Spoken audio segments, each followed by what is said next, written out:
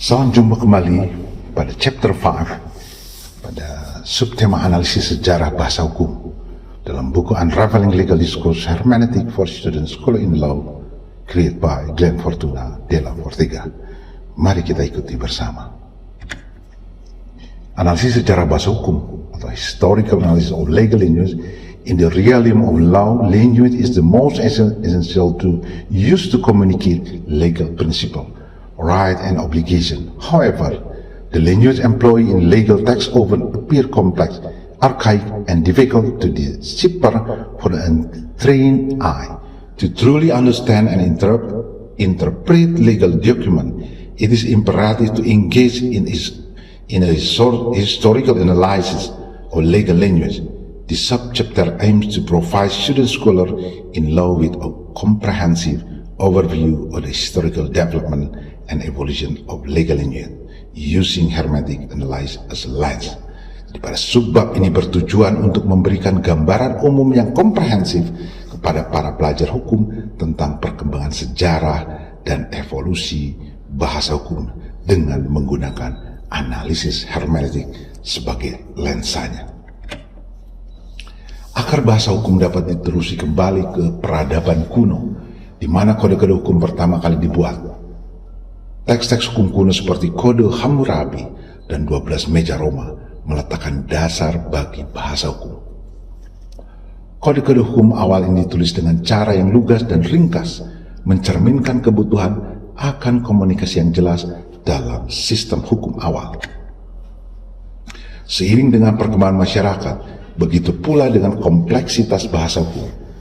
Pengaruh teks-teks agama seperti Alkitab menjadi terkait dengan prinsip-prinsip hukum yang mengakibatkan munculnya gaya penulisan yang lebih formal dan tinggi. Frasa dan terminologi Latin menjadi lazim yang berfungsi sebagai tanda otoritas dan keahlian dalam wacana hukum. Periode Renaissance membawa kebangkitan kembali pembelajaran klasik yang mengarah pada minat baru dalam hukum Romawi dan studi bahasa hukum. Para sarjana hukum mulai menggali lebih dalam makna dan interpretasi teks-teks hukum, sehingga memunculkan perkembangan hermeneutika sebagai metode analisis. Hermeneutika berfokus pada pemahaman konteks historis dan budaya di mana teks-teks hukum dibuat, menjelaskan maksud dan tujuan di balik bahasa yang digunakan. Era modern menyaksikan perubahan signifikan dalam bahasa hukum yang dipengaruhi oleh kemajuan sosial, politik, dan teknologi. Kebangkitan negara-negara, kebangkitan bangsa, dan kebutuhan akan sistem hukum yang terstandarisasi mengarah pada pengembangan kode hukum dan undang-undang. Bahasa yang digunakan dalam teks-teks ini menjadi semakin teknis dan tepat, yang mencerminkan kebutuhan akan kepastian dan kejelasan hukum.